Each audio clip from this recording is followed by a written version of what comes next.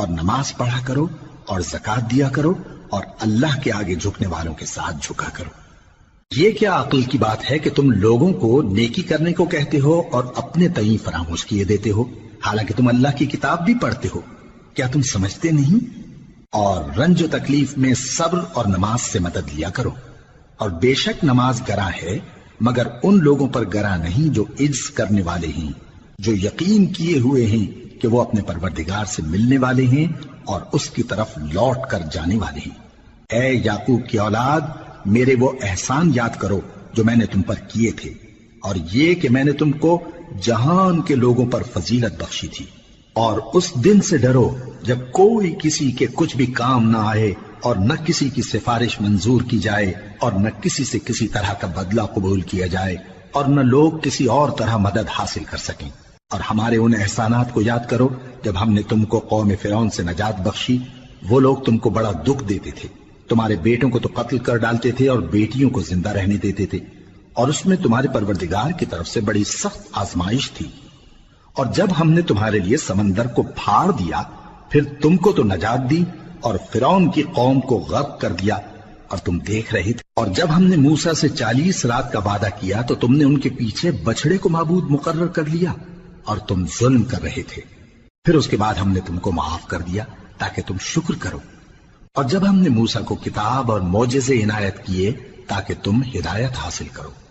اور جب موسیٰ نے اپنی قوم کے لوگوں سے کہا کہ بھائیو، تم نے بچڑے کو معبود ٹھہرانے میں اپنی جانوں پر ظلم کیا ہے، تو اپنے پیدا کرنے والے کے آگے توبہ کرو، پھر اپنوں کو قتل کرو، تمہارے خالق کے نزدیک تمہارے حق میں یہی بہتر ہے۔ پھر اس نے تمہارا قصور معاف کر دیا، وہ بے شک بڑا معاف کرنے والا ہے، بڑا مہربان ہے۔ اور جب تم نے موسیٰ سے کہا کہ موسیٰ، جب تک ہم اللہ کو سامنے نہ دیکھ لیں گے تم پر ایمان نہیں لائیں گے، تو تم کو بجلی نے آ گھیرا اور تم دیکھ رہے تھے۔ پھر موت آ جانے کے بعد ہم نے تم کو اثر نو زندہ کر دیا تاکہ احسان مانو۔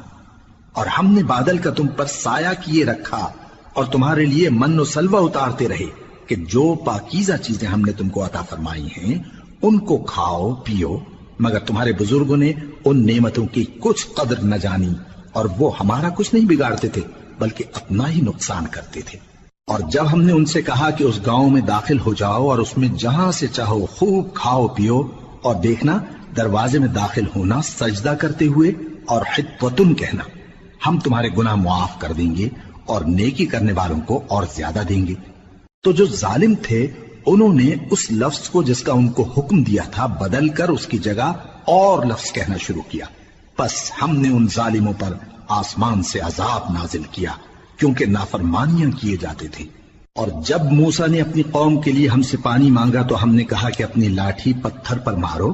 انہوں نے لاٹھی ماری تو اس میں سے 12 چشمے پھوٹ نکلے، اور تمام لوگوں نے اپنا اپنا گھاٹ معلوم کر کے پانی پی لیا۔